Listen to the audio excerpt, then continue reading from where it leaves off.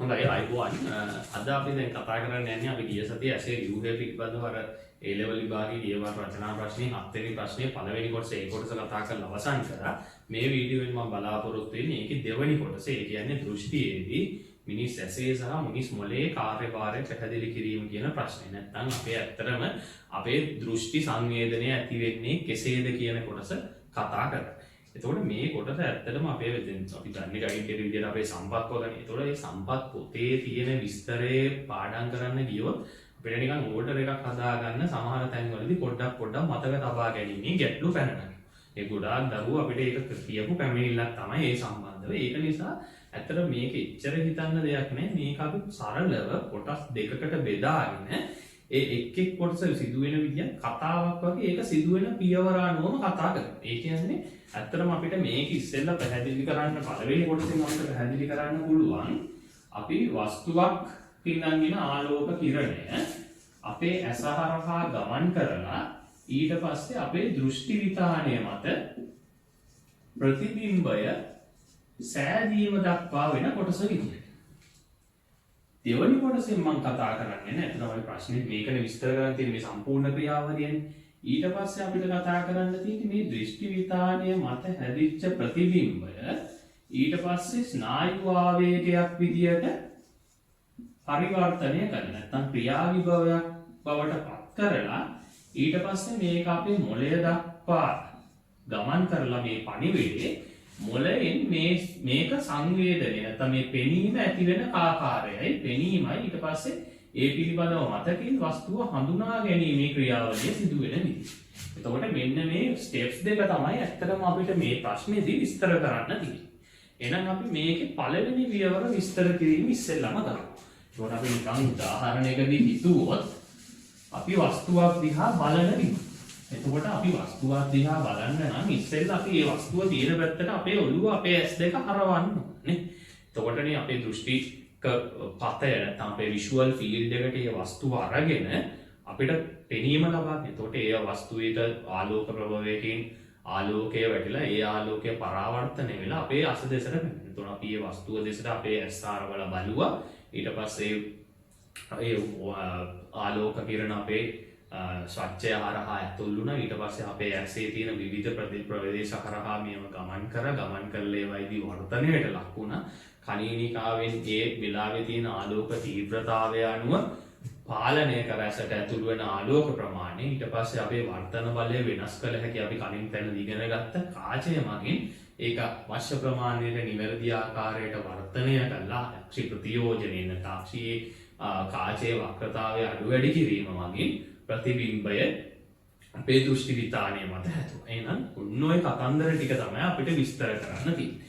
එතකොට ඔන්න ඔය ක්‍රියාවලිය සිද්ධ වෙද්දී එහෙනම් අපිට වැදගත් වෙන දේවල් තමයි එකක් තමයි අපේ අක්ෂිගෝලයේ චලනය. අර මම කිව්වේ අර ඉස්සෙල්ලා මේ පැත්තට ඇහැ හරවලා බලන්න ඕනේ කියලා. අක්ෂිගෝලයේ චලනය නැත්නම් අபிසාරීතාවය කියලා කතන්දරයක් වෙනවා. ඊට පස්සේ ඊළඟ දේ තමයි අපේ එක පෘෂ්ඨ වලින් අපේ ආලෝකයේ සත්‍යයෙන් ආලෝකය ඇතුල් වෙන්න ඕන වර්තනය වෙන්න ඕන. මේට අමතරව තව තැන් වලින් ආලෝක වර්තනයන් කීපයක් සිද්ධ වෙනවා කාචය හැරුණා. එතකොට වර්තනයක් ආලෝක කිරණ වල සිද්ධ වෙනවා. ඔන්න ඕක ගැනත් අපි මෙතනදී ලිය වෙන්න ඕන. ඒ ව්‍යුහ මගින් සිදුවන වර්තනය පිළිබඳ. ඊට පස්සේ ඇසට ඇතුල් වන ආලෝක ප්‍රමාණය පාලනය කිරීම සිද්ධ වෙන්න ඕනේ. ඒ ආලෝක ප්‍රමාණය පාලනය කරන්නේ ඇත්තටම කණිනිකාව කියන විවරයේ සිදුර ප්‍රමාණය පාලනය. නම් කණිනිකාවේ ප්‍රමාණය පාලනය පිළිබඳව අපි කතා කරන්න. ඊළඟට හරියටම අපේ දෘෂ්ටි විතානයේ નિયમિત ස්ථානයේ ප්‍රතිබිම්බය ඇති කරන්නේ අපේ කාචය මගින් නිවැරදි ස්ථානයේ ඒ ප්‍රතිබිම්බ ආලෝක කිරණ වර්ධනය කළ දෘෂ්ටි විතානයේ નિયમિત ස්ථානය මත ඒ සඳහා කාචයේ වක්‍රතාවය අදාළ පරිදි වෙනස් කරගන්න. එතකොට අන්න ඒකට අපි කියනවා අක්ෂි ප්‍රතියෝජනය කියලා. අර ප්‍රතියෝජක පේශීන් වල ක්‍රියාවෙන් කාචයේ නැත්නම් කාචයේ වර්ධන බලය වෙනස් කිරීම. එතකොට ඔන්න ඕක ගැනත් අපි ලිය වෙන්න. ඊට පස්සේ අපිට තියෙන්නේ ඇත්තටම දෘෂ්ටි මේ ටික වෙනකොට දෘෂ්ටි විතානයේ මත ප්‍රතිබිම්බය හැදෙනවා. එතකොට ඊළඟට අපි යන්නේ දෙවෙනි ප්‍රදේශය. එතකොට දෘෂ්ටි විතානයේ ප්‍රතිබිම්බය හැදුනට පස්සේ දෘෂ්ටි විතානයේ තිබුණානේ අපේ ප්‍රකාශ ප්‍රතිග්‍රාහක. අන්නේ ප්‍රකාශ ප්‍රතිග්‍රාහක උත්තේජනය වෙලා මේකකින් ස්නායු ආවේග ඇති වෙන විදිය තමයි ඊළඟට අපිට කතා කරන්නේ. ඊළඟ පියවර අර පළවෙනි කොටසේ හතර තමයි මේ තියෙන්නේ. ඊට පස්සේ මෙන්න මේ හදපු ස්නායු ආවේගය දෘෂ්ටික ස්නායු ඔස්සේ. මේ කියන දේ ගන්න බෝඩ් එකේ අපුණා පොඩියට ලිව්වට ස්නායු ඔස්සේ අපේ මොළයේ ඒකට අදාළ කොටස. අපි දන්නෝනේ අපර කපාල කණ්ඩිකාවේ තියෙන දෘෂ්ටික වාහිකනේ. එහෙනම් මොළයේ දෘෂ්ටික වාහිකයට ගිහිල්ලා අපේ පෙනීම ලබා දීමයි හඳුනා ගැනීමයි වස්තුව සිදුවන ආකාරය තමයි කතා කරන්නේ. එතකොට මෙන්න මේ කොටස් ටික තමයි මම දැන් පියවර වශයෙන් කතා කරන්නේ. එහෙනම් වස්තුවක දෙස බලපු තැන ඉඳලා අන්තිමට මේක හඳුන ගන්න තැනට වෙනකම් වෙන ක්‍රියාදාමය මෙන්න මෙහෙම උපකොටස් වලට කඩාගෙන ඒ උපකොටසෙදි වෙන ක්‍රියාවලිය පොඩ්ඩක් වාක්‍ය දෙක තුනකින් විස්තර කරා නම් ඔබට මේ ප්‍රශ්නෙට එන පොයින්ට්ස් ටික සේරම ඇවිල්ලා තියෙනවා.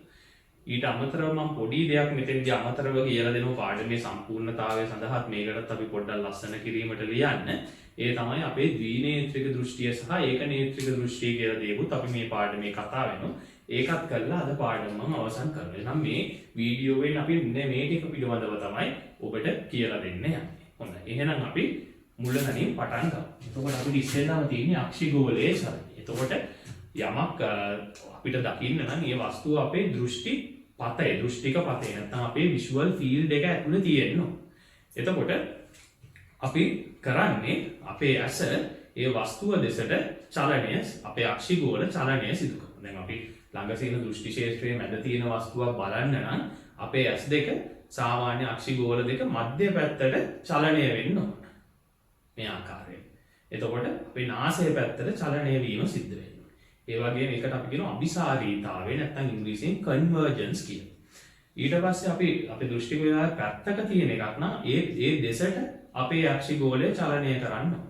එතකොට ඒකට අපි කියනවා ඩයිවර්ජන්ස් කියලා. මේ දෙකම සිද්ධ වෙන්නේ අපේ එක් එක් අක්ෂිගෝලය ඔබට මතකද ශ්වේත ඝන ස්තරය කතා කරද්දී අපි කිව්වා ශ්වේත ඝන ස්තරය අක්ෂිපේශි සවීම සඳහා පෘෂ්ඨය සපයනවායි කියලා. එතකොට අපේ එක් එක් ඇසට අක්ෂිපේශි බාහිරින් අක්ෂිපේශි හයක් සම්බන්ධ වෙලා තියෙනවා. එතකොට මේ අක්ෂිපේශි වල සංකෝචනයන් මගින් තමයි ඇස මධ්‍ය දෙස නාසය දෙසට ගෙනෙන්නේ ඇස පාර්ශිකව චලනය කරන්නේ. එහෙනම් මේ ක්‍රියාවලිය අපේ අනුදැනුමක් නැතුව තමයි සිදු වෙන්නේ. ඒ කියන්නේ ස්වයං සාධක ස්නායු පද්ධතිය මගින් තමයි මේක පාලනය කරන්නේ. අන්න එහෙනම් ඒක තමයි ඉස්සෙල්ලාම කරන්නේ අක්ෂිගෝලයේ චලනය. එහෙනම් ওই කරුණු ටික ලියුණාම ඒකට ප්‍රමාණවත්. ඊළඟට අපිට කතා කරන්න තියෙන්නේ ආලෝක වර්ධනය. එතකොට අපිට දැකගත යුතු වස්තුවට ආලෝක ප්‍රභවයකින් ආලෝකය වැටලා පරාවර්තන වෙලා ඒ ආලෝක කිරණ අපේ ඇස වෙත පැමිණෙනවා. එතකොට එසේ පැමිණි ආලෝක කිරණ අපේ ඇසේ ස්තර ගණනාවක් ඔස්සේ වර්ධනය වෙමින් තමයි ගමන් කරන්නේ අපේ දෘෂ්ටි විතානය වෙත යන ගමන. එතකොට මුලින්ම අර ඔබට මතකයි ඉස්දිරියෙම තිබුණු අක්ෂි පටලය හරහා ගමන් කරනවා. ඊට පස්සේ අපේ ස්වච්ඡය හරහා ගමන් කරනවා. ඊට පස්සේ අම්මය රසය හරහා ගමන් කරනවා. ඊට පස්සේ කාචය හරහා ගමන් කරනවා. ඊට පස්සේ කාච රසය හරහා ගමන් කරනවා. එතකොට මේ සියලුම ස්ථානවල නැත්නම් මේ සියලුම මාධ්‍යවල ඝනත්වය වාතයේ ඝනත්වයට වඩා වැඩි. ඒ නිසා මේ හැම පෘෂ්ඨයක් නැත්නම් ඉන්ටර්ෆේස් එකක් හරහාම ගමන් කරද්දී අපේ ආලෝක කිරණ නැමීමකට නැත්නම් වර්ධනයකට ලක් වෙනවා. නමුත් කාචය හැරුණම අනිත් හැම කියපු තැනකම ඒ කියන්නේ අක්ෂි පටලය, ස්වච්ඡය, අම්මය රසය සහ කාචය රසය කියන තැන් හතරෙම වර්ධන බලය නියතයි. ඒක වෙනස් කරන්න බෑ. කාචයේ පමණයි වර්ධන බලය වෙනස් කරන්න පුළුවන්. එහෙනම් මේ ස්තර හරහා වර්ධනය වෙමින් තමයි යන්නේ. අර කියපුවා සලකද්දිත් අපේ ස්වච්ඡයට සාපේක්ෂව හොඳ වර්ධන බලයක් අනෙක් වාට සාපේක්ෂව හොඳ වර්ධන බලයක් තියෙනවා. නමුත් ඇසේ වැඩිම වර්ධන බලයක් තියෙන්නේ අපේ අක්ෂි කාචය වෙච්ච ද්වියුක්තර කාචයට. එතකොට ආලෝක වර්ධනය ගැන අපිට ඒක තමයි කියන්නේ. එහෙනම් ආලෝක කිරණ ස්වච්ඡයෙන් ඇතුළු වෙලා අක්ෂි පටලය හරහා ස්වච්ඡයෙන් ඇතුළු වෙලා ඇස වෙත පැමිණේ. ඊට පස්සේ අපිට වැදගත් වෙන්නේ ඇසට ඇතුළු වන ආලෝක ප්‍රමාණය පාලනය කිරීම. එතකොට ඒක වෙන්නේ අපේ තාරා මණ්ඩලයේ තිබුණු සිනිඳු පේශිවල සංකෝචන සහ ඉල්ගීම් වලින් කණේනිකාවෙන් තරම පාලනය කරනවා. අඩු ආලෝක තීව්‍රතාවයකදී පැහැදිලි දෘෂ්ටියක් ලබා ගැනීම සඳහා ඇසට වැඩි ආලෝක ප්‍රමාණයක් ඇතුළු වෙනවා. ඒ සඳහා කණේනිකාවේ ප්‍රමාණය විශාල විය යුතුයි. ඒ වගේම වැඩි ආලෝක තීව්‍රතාවයකදී වැඩි ආලෝකයෙන් දෘෂ්ටි විතානයට වඩා හානිය වළක්වා ගැනීම සඳහා කණේනිකාවේ ප්‍රමාණය කුඩා විය යුතුයි. එතකොට මේ ක්‍රියා පාලනය කරන්නේ අපේ ස්වයං සාධක ස්නායු පද්ධතිය. ඒතර අනුවේගී පද්ධතිය මගින් මැද මොළයේ ප්‍රපීකයක් ඔස්සේ තමයි කණේනිකාවේ ප්‍රමාණය විශාල කරන්නේ. කණේනිකාවේ ප්‍රමාණය වැඩි ආලෝක තීව්‍රතාවයේදී කුඩා කරන්නේ මැද මොළයේ ප්‍රපීකයක් මගින් ස්වයං සාධක පද්ධතියම ප්‍රත්‍යානුවේගී සංරචකයේන ආවේගම. ඔබ ඒක අර අපි මොළයේ කතා කරලා පර්යන්ත ස්නායු පද්ධතිය කතා කරන වීඩියෝවෙන් ඉගෙන ගන්න. එතකොට අපි බලමු මේක වෙන්නේ කොහොමද කියලා තවදුරටත් පොඩි විස්තරයක් එක්ක. එතකොට ඔබට මතක ඇති මම කිව්වා මෙන්න මෙහෙම අපි ගත්තොත් කණිනිකාව අපේ කණිනිකාව හැදිලා තියෙන්නේ සීනිදු පේශි වර්ග දෙකකින් එකතුවෙන් කියලා. ඒ තමයි අරීය පේශි වෘත්තාකාර පේශි. එතකොට මේකේ පිටතින් තියෙන්නේ මෙන්න මෙහෙම තියෙන්නේ අපේ අරීය පේශි. කරක්තරෝදක ගරාදි වගේ ගිහිල්ලා තියෙනවා. ඊට පස්සේ ඊට ඇතුළතින් තියෙන්නේ වෘත්තාකාර පේශි. එතකොට මේ දෙකට ස්නායු සැපයුම් ලැබෙන්නේ දෙකකින්. එතකොට අපේ මැද මොළයේ ප්‍රපීක හරහා මේක ස්වයං සාධක අපේ අනුදැනුමකින් තොරවනේ සිද්ධ වෙන්නේ. එතකොට අනුවේගී පද්ධතියෙන් ස්නායු ආවේග සැපේන මේ පිටතින් තියෙන අරීය පේශි සඳහා ප්‍රත්‍යානුවේගී පද්ධතියෙන් ස්නායු සැපයීම ප්‍රදානව ලැබෙනවා මේ ඇතුළතින් තියෙන වෘත්තාකාර පේශි සමග. එතකොට අඩු ආලෝක තීව්‍රතාවයකදී කණේනිකාවේ ප්‍රමාණය විශාල කරන්න ඕනේ. එතකොට අනුවේගී පද්ධතියෙන් ස්නායු ආවේග පැමිණෙනවා. එතකොට අනුවේගී ස්නායු ආවේග පැමිණුණාම මෙන්න මේ වටේ තියෙන අරීය පේශි සංකෝචනය වෙනවා. එතකොට මේ අරීය පේශි සංකෝචන වුණාම මේවා කෙටි වෙලා මේක මෙහෙම ඇදෙනවා. එතකොට මොකෝ වෙන්නේ අපේ වෘත්තාකාර පේශි ඊට සාපේක්ෂව ඉහිල් වීමකට ලක් වෙනවා. ඔබට පේන නැති ඉහිල් වීමකට ලක් වෙනවා. එතකොට මේ කණේනිකාවේ ප්‍රමාණය මේවා ඉහිල් වෙලා මේ හරියට යනවා. එතකොට අපේ කණේනිකාවේ ප්‍රමාණය විශාල වෙනවා. ඊට පස්සේ අපි කතා කරොත් වැඩි ආලෝක තීව්‍රතාවයේදී මැද මොළයේ ප්‍රතීක සඳහා ප්‍රත්‍යානුවේගී පද්ධතිය උත්තේජය වෙනවා. එතකොට ප්‍රත්‍යානුවේගී පද්ධතිය උත්තේජය වුණාම මෙන්න මේ ඇතුළේ තියෙන වෘත්තාකාර පේශි මේ වක්‍ර විධානයක් වගේ මේ වෘත්තාකාර පේශි වලින් හැදිච්ච වක්‍ර විධානය සංකෝචනය වෙනවා. මේ සංකෝචනය වීමේ ප්‍රතිඵලය ලෙස මේක ඇතුළට එනවා. කණේනිකාවේ ප්‍රමාණය කුඩා වෙනවා. ඒත් සමගම අනිත් පැත්තට අරීය පේශි මේ අතට තරණය වෙනවා. ඒ කියන්නේ අරීය පේශි ඉහිල් වීම සිද්ධ. එතන මෙන්න මේ ආකාරයට තමයි ස්වයං සාධක පද්ධතිය අනුවේගී සහ ප්‍රත්‍යානුවේගී සංරචන මගින් කණේනිකාවේ ප්‍රමාණය වෙනස් කරන්නේ ආලෝක තීව්‍රතාවයට අනුව. එහෙනම් අපි එකක් විස්තර සහිතවම කරා. එහෙනම් මම හිතන්නේ ඔබට මේ ක්‍රමය පැහැදිලි ඇති. මේක ගැන වැඩි විස්තරයක් මේ යන්ත්‍රණය පිළිබඳව අපේ සිලබස් එකේ නෑ. නමුත් ඔබට ගැටලුව නිරාකරණය වීම මම හිතන්නේ මේ විදිහට පහසු වෙන්නේ. ඊළඟට අපිට තියෙන්නේ අක්ෂි ප්‍රතියෝජනය නැත්නම් අපේ අක්ෂි කාචයේ ප්‍රමාණය වෙනස් කරලා කාචයේ වර්තන බලය වෙනස් කරන ආකාරය ගැන කතා කරමු. මේ කාචයේ ඝනකම නැත්නම් වක්‍රතාවය වෙනස් කරලා වර්තන බලය කොහොමද වෙනස් කරන්නේ කියලා. එතකොට අපි ගත්තොත් අපේ අක්ෂි කාචයේ සම්බන්ධ වෙලා තියෙන ආකාරය ඔබට මතකද මෙන්න මෙහෙම අපේ අක්ෂි කාචය ගත්තොත් දී උත්තර මේ කාචය ඔබ දැක්කා ප්‍රාවරයට අවලම්බක බන්ධනී සම්බන්ධ අපි ගියේ පාඩමින් ඉගෙන ගත්තා. ඒකට මේ අවලම්බක බන්ධනී හරහා මේක සම්බන්ධ වුණා ප්‍රතියෝජක පේශියට. නැත්නම් ප්‍රතියෝජක දේහයට සම්බන්ධ වුණා. අපි දෙවෙනි ස්තරයෙන් හදුවා. එතකොට මේ ප්‍රතියෝජක දේහය නම් පේශිය තමයි මම මේ දක්වලා තියෙන්නේ. එතකොට අපි හිතුවොත් අපි ළඟ තියෙන වස්තුවක් දිහා බලද්දී එතකොට අපේ ළඟ තියෙන වස්තුවක් දිහා බලද්දී මොකද අපේ අක්ෂි ගෝලයේ තියෙන විස්කම්භය ෆික්ස් ඒක වෙනස් වෙන්නේ. එතකොට දෘෂ්ටි විතානය මත ප්‍රතිබිම්බය හදන්නේ අපේ කාචයේ වර්තන බලය අඩු වැඩි කිරීම. එතකොට අපේ වර්තන බලය වෙනස් කරන්න පුළුවන් එකම වර්තන පෘෂ්ඨයේ විදිහට අපි කතා කරේ කාචය. එතකොට එහෙනම් ළඟ තියෙන වස්තුවක තියෙනවා දෘෂ්ටි විතානය මත ප්‍රතිබිම්බය ફોකස් කරන්න අපේ කාචයේ වර්තන බලය වැඩි කරගන්න. ඒ සඳහා අපි කරන්න ඕන දේ තමයි මේ කාචයේ වක්‍රතාවය නැත්නම් කාචයේ ඝනකම වැඩි කරගන්න. එතකොට ඒ වෙලාවේදී ඇත්තට මේකත් වෙන්නේ අපේ අනුදැනුමකින් තොරව ස්වයං සාධක ස්නායු පද්ධතියම. එතකොට එහිදී සංසාධක ස්නායු පද්ධතියේ ප්‍රත්‍යානුවේගී සංරචකය සඳහා තමයි මේ සඳහා ඉවහල්. එතකොට සංසාධක පද්ධතියේ ප්‍රත්‍යානුවේගී ස්නායු ආවේග පැමිණියම්. ස්නායු ආවේග පැමිණියම ඒවා මගින් අපේ මේ ප්‍රතියෝජක පේශි සංකෝචනය කරනවා. එතකොට මේක ප්‍රතියෝජක පේශි සංකෝචනය වෙමින් අක්ෂි කාචයේ දෙසර තමයි මේව නැත්තම් ඒ ඇතුළට තමයි මේ ප්‍රතියෝජක පේශි සංකෝචනය. මේක අතර වෘත්තාකාර පේශි වලින් තමයි ප්‍රතියෝජක පේශි සකස් වෙලා තියෙන්නේ හරියට වක්‍ර පිඩානයක් වගේ ඩයෆ්‍රම් එකක් වගේ. එතකොට මේ ප්‍රතියෝජක පේශි මෙහෙම දැන් මේ පැත්තෙන් බැලුවම පේන ඒතකොට සීමානේ බැලුවොත් නම් එහේ හැම පැත්තෙම කාචය දෙසට මේ ප්‍රතියෝජක පේශි සංකෝචනය වෙනවා නැත්නම් ගමන් කිරීම නැත්නම් තල්ලු කිරීම සිද්ධ වෙනවා. එතකොට මේ ප්‍රතියෝජක පේශි මෙහෙම සංකෝචනය වෙද්දී මේ අවලම්බක බන්ධනී ඒවයි දිග එහෙම පේශි වගේ සංකෝචනය සහ ඊල්වීමෙන් අඩු වැඩි වෙන්නේ ඒකේ දිග ෆික්ස්. එතකොට මොකක්ද වෙන්නේ මේ අවලම්බක බන්ධනී දැන් මේවා ඉහිල් මේක මේ ප්‍රතියෝජක දේශය දැන් මේ හරියට පැමිණෙනවනේ මේ කෙටීමක් සමග මෙන්න මේ වගේ සංකෝචනය නිසා. එතකොට මේ අවලම්බක බන්ධනී ඒ අනුව ඉහිල් වීම සිද්ධ වෙනවා. ඒ ඉහිල් වීමේ ප්‍රතිඵලය ලෙස මේවා වගේ කාචයේ තිබුණ ඇදීම ආතතිය අඩු වෙනවා.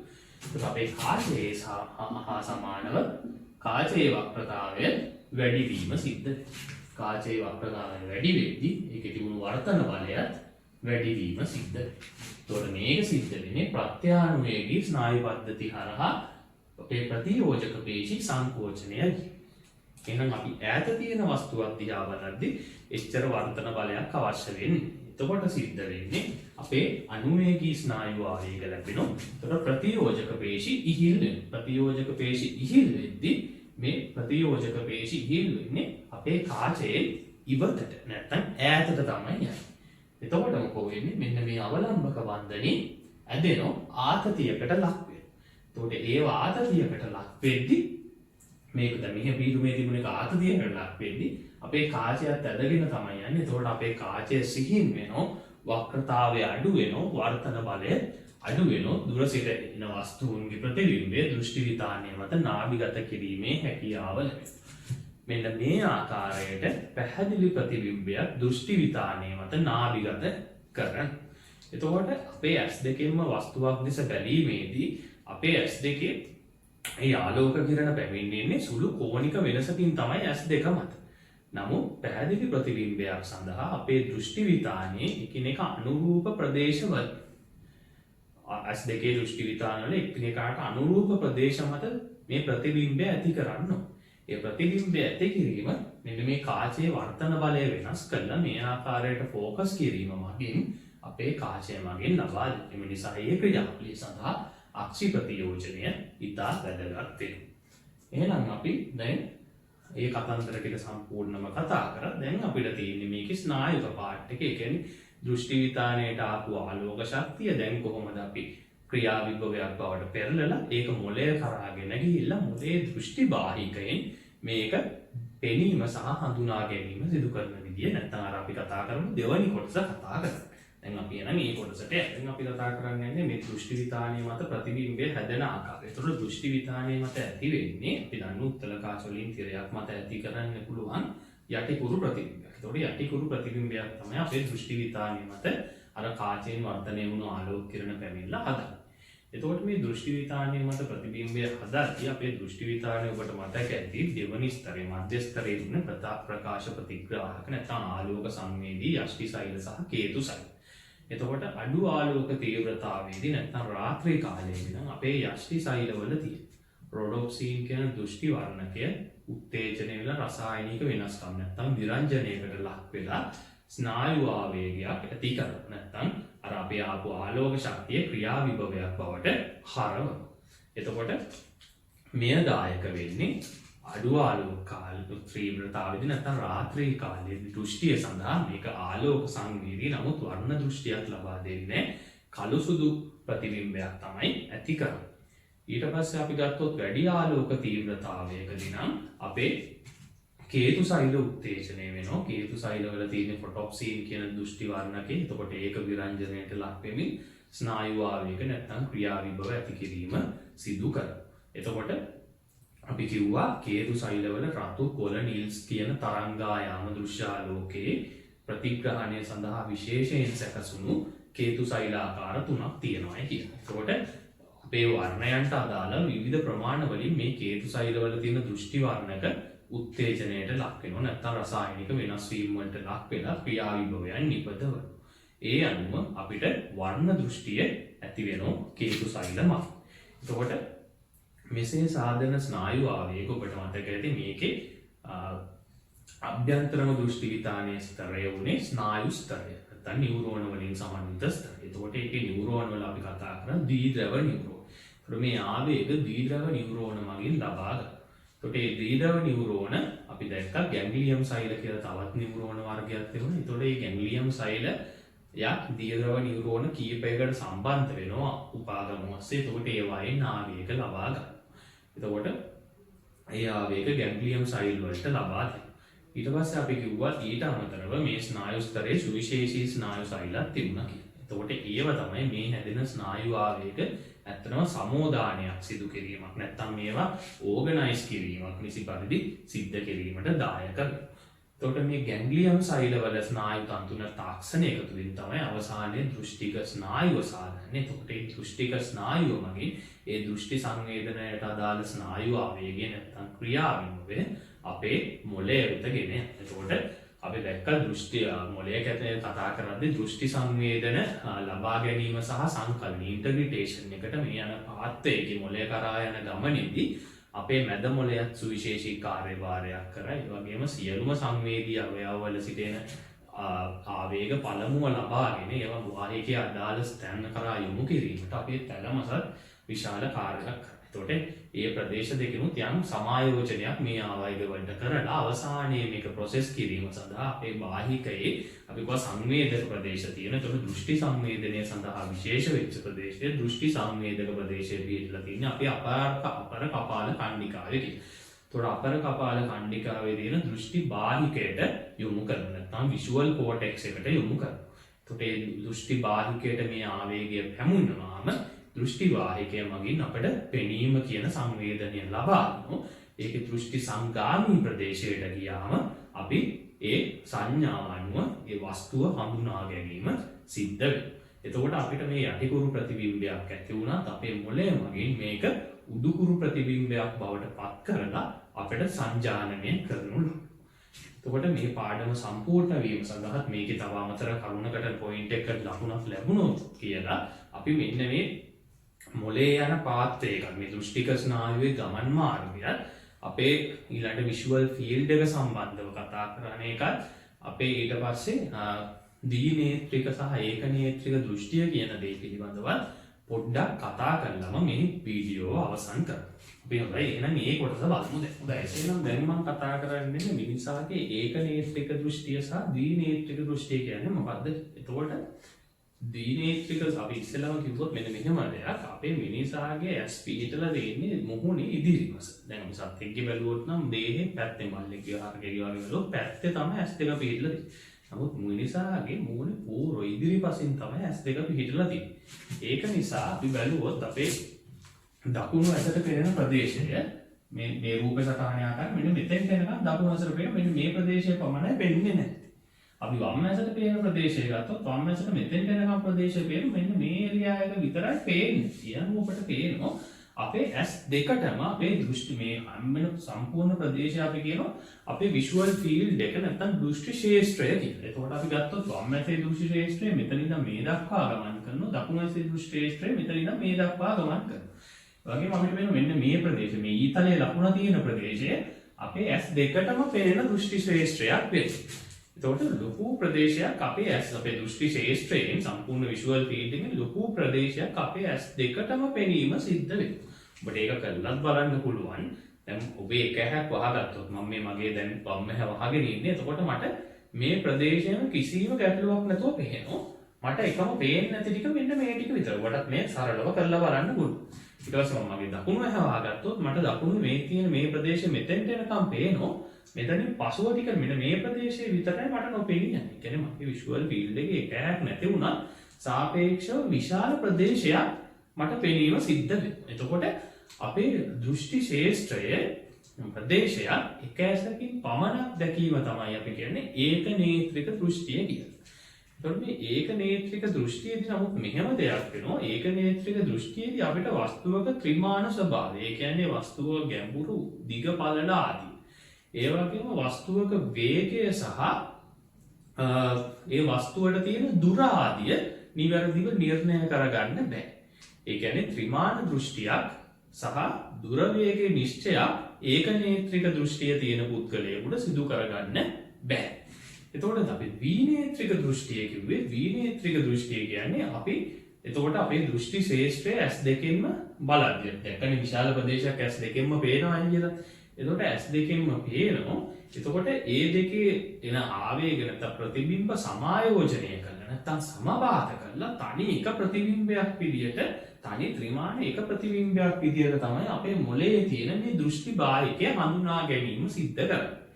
එතකොට අන්න ඒකට තමයි අපි කියන්නේ දීනේත්‍රික දෘෂ්ටිය කියලා. එතකොට ඔබට පේනවා අපේ දෘෂ්ටි ශේෂ්ත්‍රයේ මධ්‍ය ප්‍රදේශයේ S2කේම දෘෂ්ටි විතාන මත ප්‍රතිබිම්බ සාධන. එතකොට S2කේම දෘෂ්ටි විතාන මගින් මේ ස්නායු ආවේග දෘෂ්ටික ස්නායු දෙක ඔස්සේ අපේ මොළයේ දෘෂ්ටි සංවේදක ප්‍රදේශයෙන් නැත්නම් දෘෂ්ටි බාහිකයට අපර කපාල කණ්ඩිකාවේ තියෙන ගෙනියන. එතකොට අපර කපාල කණ්ඩිකාවේදී මේ දෘෂ්ටි ශේෂ්ත්‍රයේ මැදයේ තියෙන ප්‍රතිබිම්බය එකිනෙකට දැන් මේ අපර කපාල කණ්ඩිකාවේදී මේ ප්‍රතිබිම්බ දෙක එකිනෙකට සමපාත වෙනවා දෘෂ්ටික බාහිකයේදී නැත්නම් ඕවල නෝ සමපාත වෙලා මේක සංජානනය කරගන්න ලබන්නේ හඳුන ගන්න ලබන්නේ ත්‍රිමාන තනි ප්‍රතිබිම්බයක් විදිහට.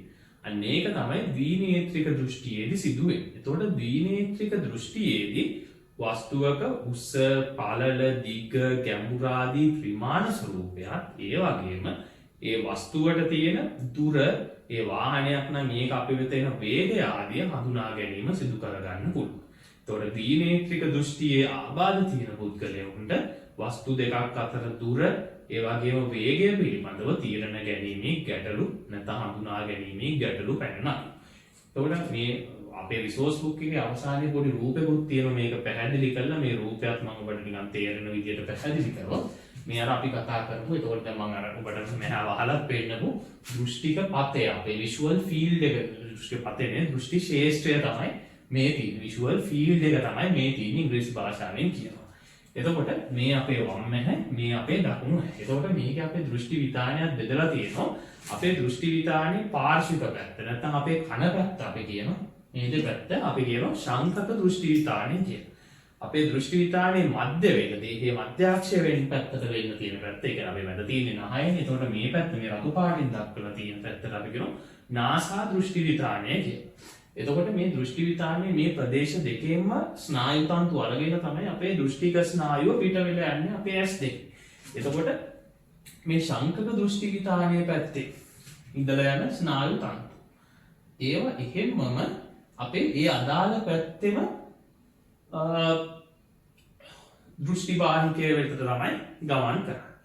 නමුත් අපේ මේ නාසා දෘෂ්ටි විතානයේ පැත්තේ නම් යන දෘෂ්ටික ස්නායුවේ ස්නායු තන්තු මේක ප්‍රදේශ හරියටම කියනවා නම් අපේ අර පිටියුටරිය ග්‍රන්ථිය තියෙන්නේ අනේ පිටියුටරි ග්‍රන්ථියට යටින් වගේ තමයි මේක ගමන් කරන්නේ. අන්න එතෙන්දී මේවා ක්‍රොස් ඕවර් වෙනවා. නැත්තම් එකිනෙක හරහා ගමන් කරලා Tamanගේ පැත්ත මාරු කරනවා.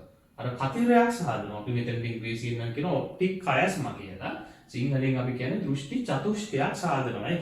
සාදලා මේ දෙකේ තන්තු දෙක නාසා දෘෂ්ටි විතානයේ ඉන්න ස්නායු තන්තු දෙපැත්තට ක්‍රොස් ඕවර් කරනවා හරහා ගමන් කරනවා. ගමන් කළා ප්‍රතිවිරුද්ධ පැතිවල තියෙන දෘෂ්ටි බාහික වෙත තමයි ගමන් කිරීම සිද්ධ වෙන්නේ. එතකොට මේ ටිකට අපි කියන දෘෂ්ටික ස්නායුව තමයි මේ ගමන් කරන්නේ. මේ ක්‍රොස් ඕවර් වෙන තැනට අපි කියන දෘෂ්ටි චතුෂ්කය කියලා. නැත්නම් ඔප්ටික් කයස්ම කියන මේකට කියන ඔප්ටික් නර්ව් කියලා ඉංග්‍රීසියෙන්. ඊට පස්සේ දෘෂ්ටි චතුෂ්කයෙන් පස්සේ ඔප්ටික් කයස්මයෙන් පස්සේ අපේ අපර කපාල කණ්ඩිකාවේ දෘෂ්ටි බාහිකය දක්වා ගමන් කරන ස්නායුවේට අපි කියන්නේ ඔප්ටික් ට්‍රැක්ට් එක නැත්නම් දෘෂ්ටි මාර්ගය කියලා. එතකොට ඒ අනුව මේ ප්‍රතිබිම්බය සෑදීම තමයි මේ කතා කරලා තියෙන්නේ. එතකොට ඔබට කියන්න තියෙන දේ තමයි එතකොට දෘෂ්ටි අපේ ශේෂ්ත්‍රයේ මැදේ තියෙන වස්තුවක තියෙන ප්‍රතිබිම්බ මේ වස්තු දෙකෙන්ම ගියාට මේක අපේ මොළයේ අදාළ ප්‍රදේශයට දෘෂ්ටික වාහිකයට ගියාම ඒ දෙක එකිනෙක අතිපිහිත කරලා නැත්නම් සමපාත කරලා තනි ත්‍රිමාණ ප්‍රතිබිම්බයක් ලෙස තමයි සංජානනය කරනු ලබන්නේ. ඒක නිසා අපිට තනි ත්‍රිමාණ ප්‍රතිබිම්බයක් තමයි අර හැදුන එක යටිකුරුයි උඩුකුර ප්‍රතිබිම්බයක් ලෙස තමයි මේක ලැබෙන්නේ. මම හිතනවා මේ ටිකත් එක්ක ඔබට මේ පාඩම සම්බන්ධව තිබුණු ගැටලු ටික निराකරණය වෙන්නේ නැති. ඒ වගේම මේ අපේ රචනා ප්‍රශ්නේ A සහ B කොටස් වල කරපු සියලු පිළිතුරත් සම්පූර්ණ වෙන්නේ නැති කියලා. එහෙමනම් අපි මේක ඉතුරු කොටසක් වෙන කන ගැන තමයි ඊළඟට අපිට තියෙන්නේ. එතකොට විශේෂ ශ්‍රවණ ඉන්ද්‍රිය වන අපේ කන සමතුලිතතාවය සහ ශ්‍රවණය සඳහා වැදගත් වන කන ගැන අනිත් ව්‍යුහය සහ කෘත්‍ය මේ ආකාරයටම කරන වීඩියෝවක් මම ඊළඟට ඔබ වෙත ගෙනීමට බලාපොරොත්තු වෙනවා අපේ 2021 දරුවන් වෙනුවෙන්. එතකොට ඔබට තියෙන යෝජනා අදහස් සියල්ල පල්ලෙහා කමෙන්ට් එකකින් දක්වන්න. වැඩිදුර අධ්‍යයනය සඳහා අපේ රිසෝස් බුක් එක භාවිතා කරන්න. එහෙනම් අපි මෙතනින් නවත්තමු. බොහොම ස්තුතියි.